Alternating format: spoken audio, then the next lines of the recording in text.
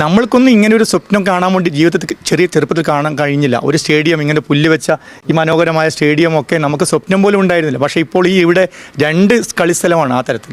അതേപോലെ തന്നെ വോളിബോളിൻ്റെ court, tennis court, badminton court, kabaddi court, സുന്ദരമായ നീന്തൽക്കുളത്തിൻ്റെ പ്രത്യേകത ഞാൻ ബന്ധപ്പെട്ട ആളോട് ചോദിച്ച് മനസ്സിലാക്കുമ്പോൾ ഒരു അന്താരാഷ്ട്ര നിലവാരത്തിലുള്ള നീന്തൽക്കുളം, അതിലുപരി ജലശുദ്ധീകരണവുമായി ബന്ധപ്പെട്ടുകൊണ്ട് ലോകത്തുള്ള ഏറ്റവും നൂതനമായ ടെക്നോളജി ഉപയോഗിച്ചുള്ള ശുദ്ധീകരണ പ്ലാന്റാണ് ഈ നീന്തൽക്കുളമായിട്ട് സജ്ജീകരിച്ചിട്ടുള്ളത് മനസ്സിലാക്കുക. അതുകൊണ്ട് ഒരു ആധുനികപരമായ എന്തിനായാലും ഈ നടക്കാവും, തൃക്കരിപ്പൂര്, കാസർഗോഡും കേരളത്തിലെയും പ്രമുഖരായ കായിക താരങ്ങൾ ഈ നാടിന് സംഭാവന ഇനി കിട്ടുന്ന കാര്യത്തിലൊരു ഉറപ്പുണ്ട്. വിശാലമായ 10 ഏക്കർ ഭൂമിയിലാണ് Kasaragod Thrikaripur sports complex. Multipurpose indoor സ്റ്റേഡിയമാണ് കോംപ്ലക്സിലെ പ്രധാന ആകർഷണം.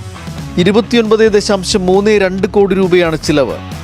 Badminton, basketball, volleyball, table tennis തുടങ്ങിയ കായിക ഇനങ്ങളിലെ പരിശീലനത്തിനൊപ്പം ചാമ്പ്യൻഷിപ്പുകൾ കൂടി നടത്താൻ സാധിക്കും. വെറുമൊരു നീന്തൽക്കുളമല്ല, water polo, canoe polo, under water hockey, under water rugby മത്സരങ്ങൾക്കും നീന്തൽക്കുളം പ്രയോജനപ്പെടും. ഇതിനു പുറമെ കബഡി കോർട്ടും 400 മീറ്റർ ഫ്ലഡ് ലൈറ്റ് ട്രാക്കും കോംപ്ലക്സിൻ്റെ ഭാഗമാണ്.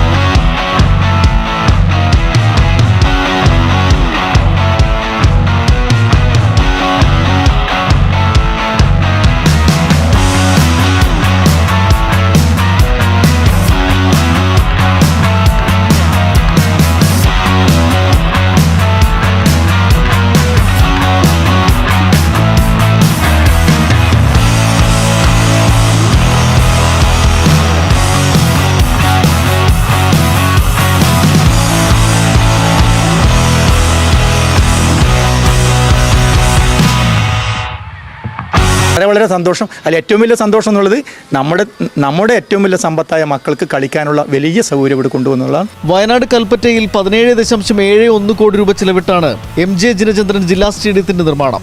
ഇതിലെ സിന്തറ്റിക് ട്രാക്കിന് മാത്രം 5 കോടി രൂപ ചിലവിട്ടു.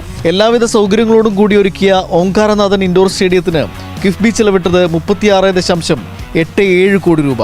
വമ്പൻ ടൂർണമെന്റുകളും കായിക മേളകളും ഇനി ചുരം കയറി വരുമെന്നർത്ഥം. കിഫ്ബിയിലൂടെ കേരളത്തിലെ ഇടതുപക്ഷ സർക്കാർ നടപ്പിലാക്കിയ ദീർഘവീക്ഷണത്തിലുള്ള പദ്ധതിയാണ് ഈ കായിക മേഖലയിലെ കുതിച്ചുചാട്ടത്തിന് സഹായമായത് എന്നാണ് സൂചിപ്പിക്കുന്നത്.